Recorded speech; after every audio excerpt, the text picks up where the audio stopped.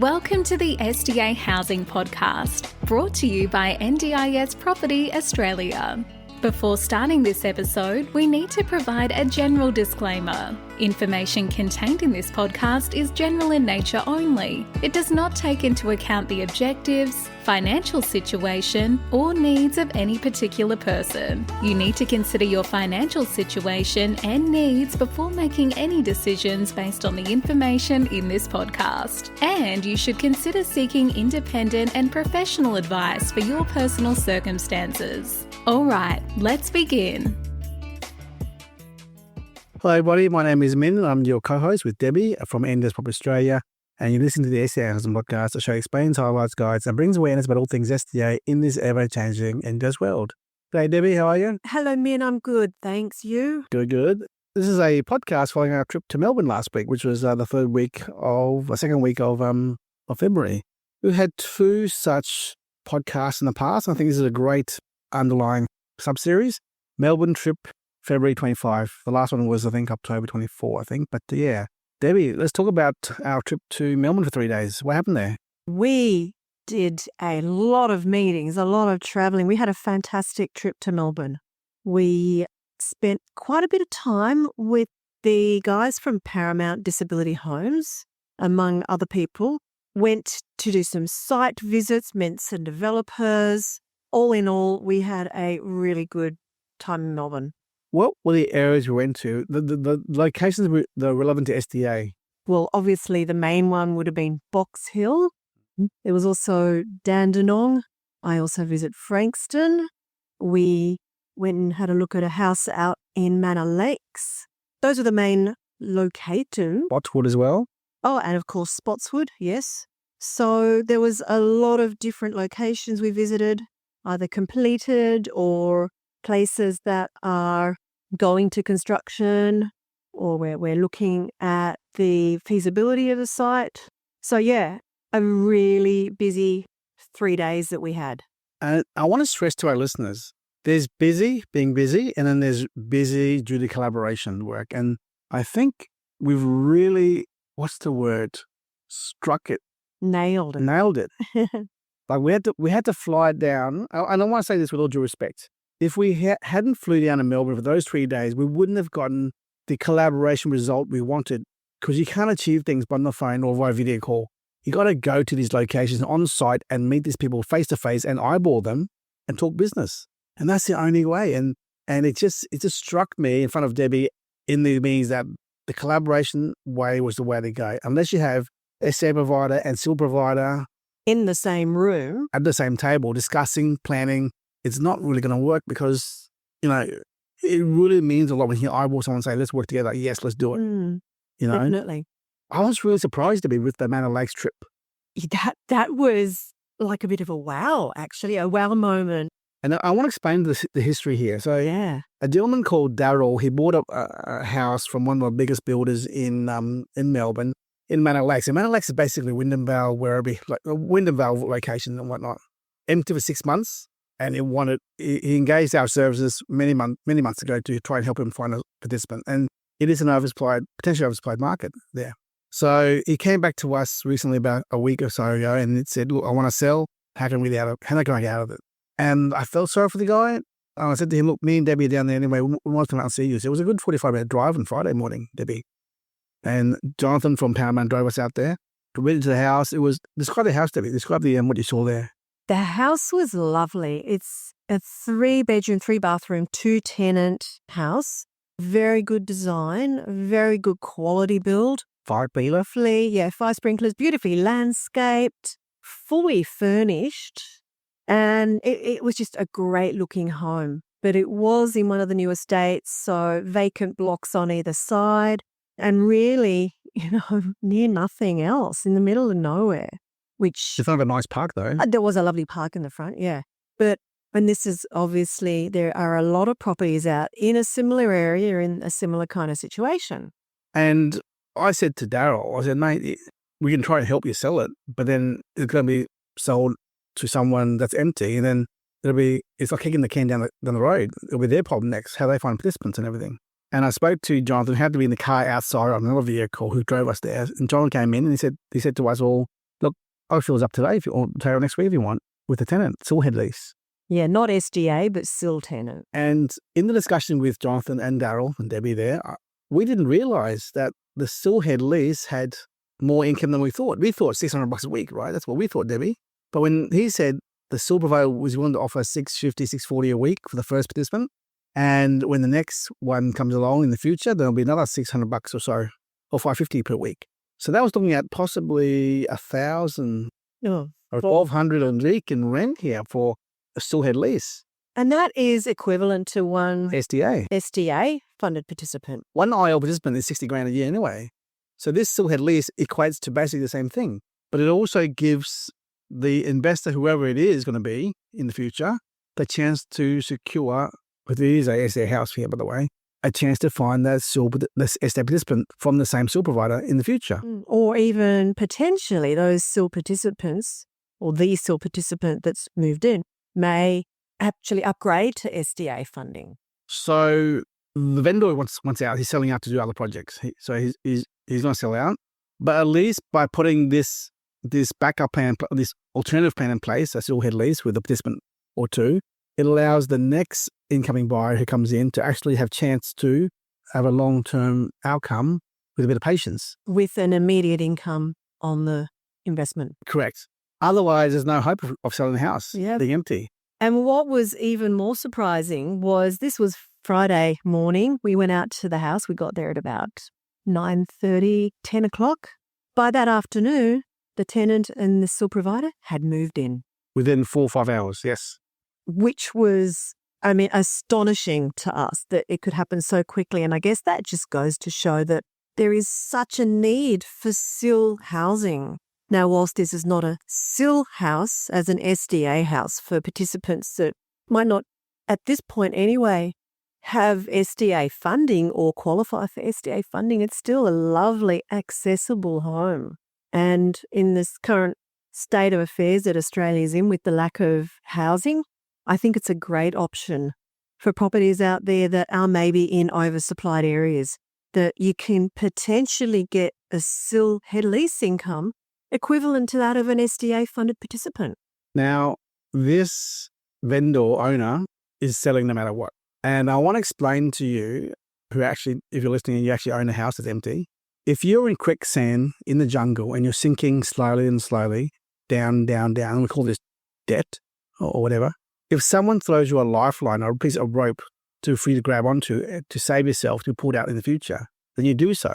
And this SIL head lease is the lifeline to save you from going under with debt, an empty house, and all these mortgage payments. Wouldn't you agree, Debbie? Oh, 100%. Yeah. So don't knock back a SIL head lease application. Consider it, because it may be your lifeline if you have an empty dwelling. Yeah. Because as we've spoken several times in the past, change of circumstances is an important process to get participants fully funded for SDA. And it takes time to get that funding approval to be processed. So that's just one big tick for us to see firsthand how quickly things can move if you have the right connections. Collaboration, as I said. Now, moving on, we had lunch, Debbie, with Kevin from Paramount as well, with a gentleman called Hiram, who runs a NRS facility in Dandenong. Tell us more about that project, please, Debbie. Yeah, look, we've been dealing with Hiram for some time now. He has a mixed use facility in Dandenong that's been up and running now for several months. At the bottom of the building is some allied health offices. They've got their SIL offices down there. SIL, of course, being supported independent living, so they provide the care to the participants on site. They've got some occupational therapists. They've got who, by the way, who come and go. So they're used for daily hire only, they're not there full time though. Yeah, but it just provides a space. They've also got so there's also rooms for participants to do community engagement and activities, things like that. On the first level, they have a bunch of rooms that have been set up for MTA and STA, short-term accommodation respite. This is been really successful. They're kind of like hotel rooms. It's just a room with a bathroom, and these participants are fully supported in their short-term or medium-term accommodation. But at the top of the apartment building, they have 8 2-bed, 2-bath SDA units. Now, what was the most surprising thing was that they had actually tenanted these apartments, all but one, which is close to being tenanted, within 90 or 100 days. So 3 months to get almost full tenancy of 8 SDA apartments. They were, Debbie, 2 per. Yeah. So 2 times 7 and then what? Yeah. I'm not sure if they were all 2 tenants or some of them were one. They were all 2 tenants, yeah. All 2 tenants.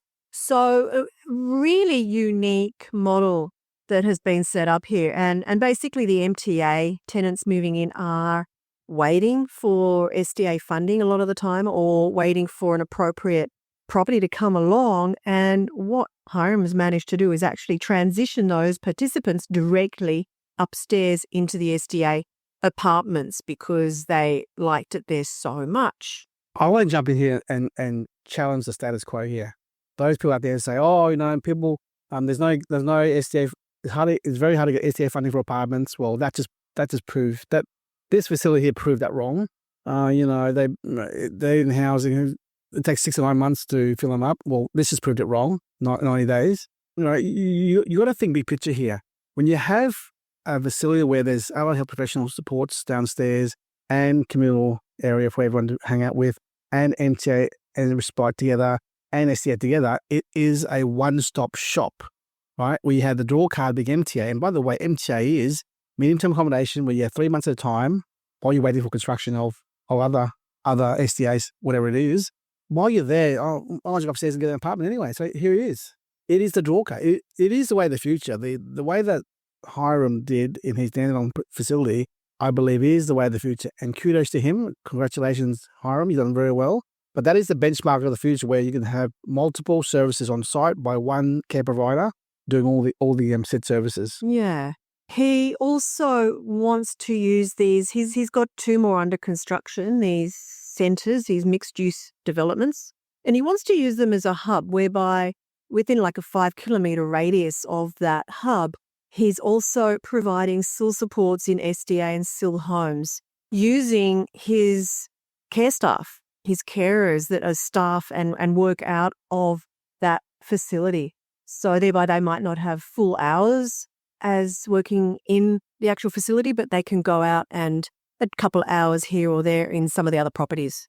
So really interesting model that is obviously working. And he's actually built his team up to 45 people working out of that one facility over those last few months. So the way that he operates his care business, we're now going to collaborate with him, with Paramount in Melbourne, to work on 2 other projects. One is in Spotswood. There are 34 apartments there, SDAs, and 5 or 4 OOAs with 3 DDAs, disability design apartments, we can bring in a successful operator in care like his into that Spotswood model as well. So we're organising a meeting this week to do that, plus an introduction to him to one of our other clients in the past we've mentioned who is doing 25 to 30 houses under construction right now around, I think, southeast Melbourne, Debbie? Mainly southeast and north Melbourne. Yeah. So again, collaboration between the owner with the SDA provider and the SIL provider and us coordinating it all works well. You got to work together as a team, right? Just like in any sports, you got coaches, assistant coaches, and everything else in the team there. By flying down big in Melbourne and collaborating face to face in the same room, that's the only way we can actually make this work. And it's actually working for us now. It didn't work before, Debbie, but until now it is. We pulled the right people together and it will come together. Yeah. It's really exciting. So much good came out of these conversations and these meetings. We're not talking 1 or 2. We're talking about 20, 30, 40 at a time here. Yeah. And everyone's working together to make it all work, which is the way to go. And then we've got another 50 or so houses around Melbourne that are empty, SDA built but empty.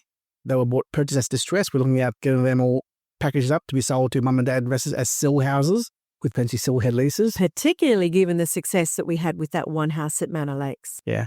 And now we're also looking at another 40 to 60, maybe 40 SDA IL apartments, refurb fitted out to be SDA compliant for IL. Tell us a bit more about that, Min. Well, you listen to our previous podcast with Paramount on Box Hill, the hidden gem. That's all discovered. That's all mentioned in that podcast. There, yeah, so that is cool. But there was also some developers that we met up with. We had about 4 or 5 different meetings. Gary 1, Gary 2, Frank, yeah. Sam. Yeah, a bunch of different groups of people, small developers, larger developers doing stuff. Tell me about your Sam visit at Frankston, at the marine harbour there, the marina. Yeah, so I went down and I met Sam, who is based down in Patterson Lake. the Patterson Lakes, and he's actually got a site down in Frankston, which he took me down to see. And he's got plans. They've already been certified. He's literally just waiting to start construction. But he wasn't sure, should he sell the site with the plans? Should he start construction, sell off the plan, complete it, and then sell it? So great site, great location, just 5 units with OOA. It's only a small kind of 600 square metre block of land. So we're going to be hopefully working with him to actually try and get pre-sales on that small development there. So that was good to see that area, because Frankston, the Mornington Peninsula, has a lot of demand, and always excited to hear about anything going on down there. And we have, I think, 2 sills that could be interested in them, one being Mehu or one is Hiram as well. So, absolutely. So our role really is also collaborating and bringing in our contacts to try and support the introduction of participants to those dwellings there. So there's Frankston there, Sam at Spotswood as well. So collaborating with the SDA provider and the SIL providers there to help work with the community there to fill them up with that. Yeah, I'm going to talk a bit more about Spotswood. Yeah, sure, you go. So we actually visited Spotswood, that location there, a year and a half ago? Yeah, I was going to say about 18 months ago, maybe even longer. And fantastic development, fairly large developer who built these build to rent. They weren't planning on selling them, certainly not off the plan. They are actually looking for a buyout now of the entire complex, which is about 400 apartments, including some SDA apartments, a whole lot of retail spaces in the development. Woolies, yeah. Yeah, there's a Woolies, there's a Dan Murphy's, there's about 20 different cafes and small retail outlets. There's a health hub childcare as well. So it's a fantastic development in Spotswood. They've just struggled because they haven't really connected with the right people well enough to get these units tenanted. So again, went and visited on Friday and saw the finished product, because when we were there, it was still under construction. Amazing, beautiful location. It just needs the right people now to be connected to help them get these units tenanted.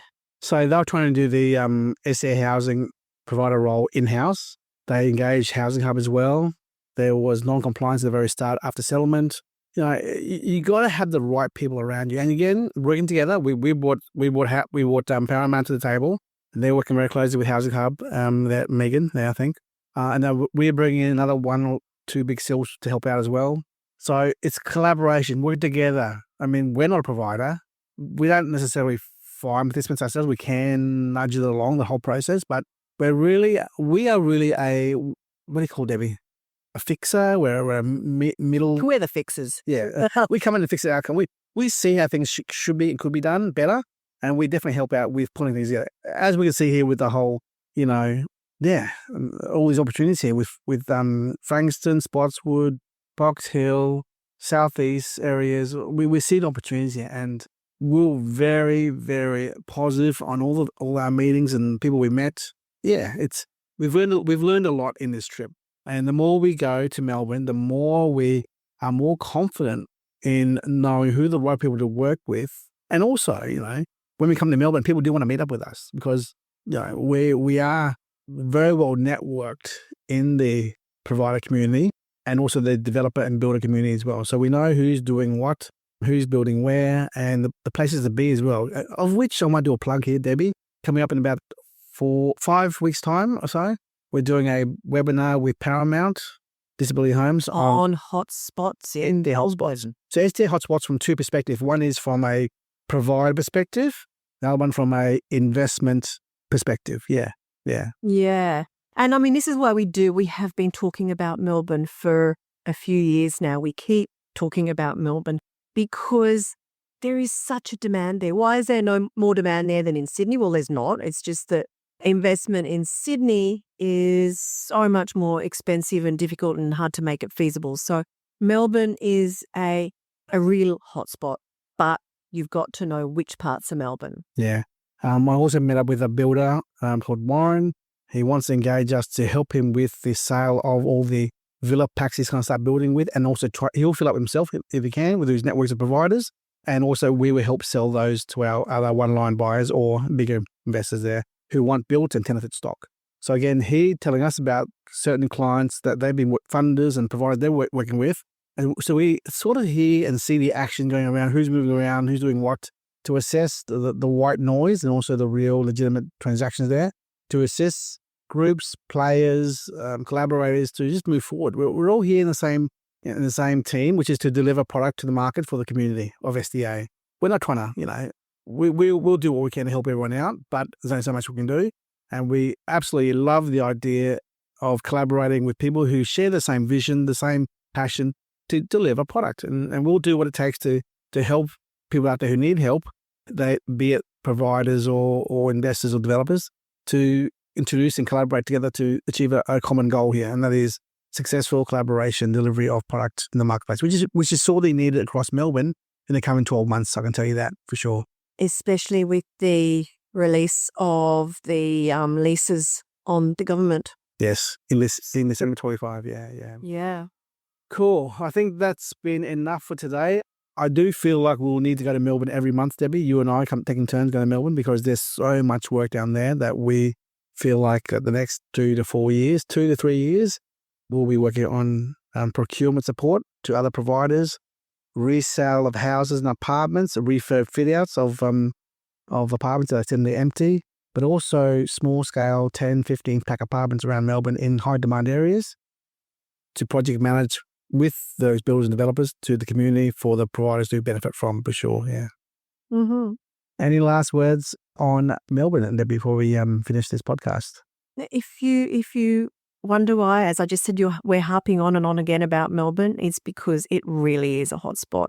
And definitely keep an eye out for our upcoming webinar. Jump on that to hear more from the horse's mouth, if you like.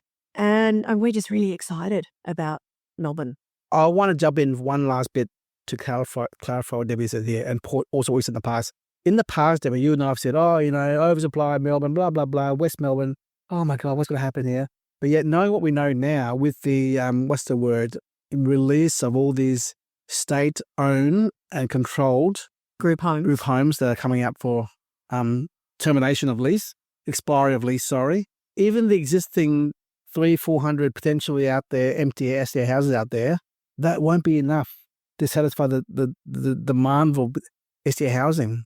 They'll be sucked up within a year, I believe, because my guess is there'll be at least between 3,000 to 5,000 SDA participants coming out in the next year and a half looking for SDA housing, new builds.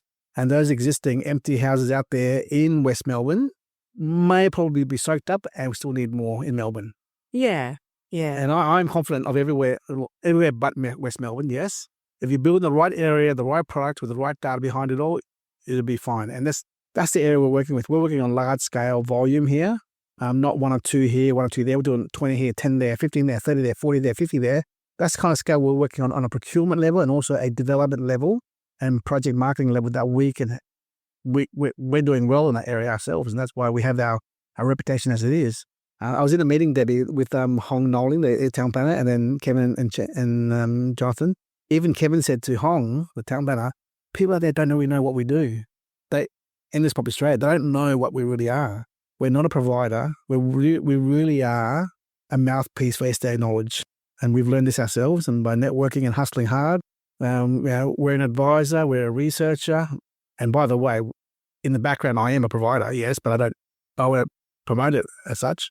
We're a real estate agency, we're a feasibility service, we're a procurement support service. Consulting service. We're all the above because we're a team that specialises in SDA. Yeah, yes, we may be a jack of all trades, true, but you know what? There's not many out there, groups out there that are jack of all trades in SDA, And it is specific to SDA. Yeah. That's what's important to note here. We're continuing to evolve and learn ourselves, and we're bringing on board more staff to handle the niche area of SDA. And who knows where we'll be in the next year or so, or 2 years. We may be development managers, project managers as well, for sure. But we definitely are really enjoying the collaboration and networking opportunities out there that the market like Melbourne does offer us at the moment. Yeah. Anyway, Debbie, thank you so much for your contribution today. Look forward to our next Melbourne trip in about 2 months' time or so. Yeah. Bye-bye. Bye. We hope you enjoyed this episode. Please make sure you are subscribed and following us so you can keep in the loop with all of our upcoming episodes. We would really appreciate it if you could leave us a 5-star rating, a written review, and to share this podcast with those that could benefit. Until next time, catch you on the next episode.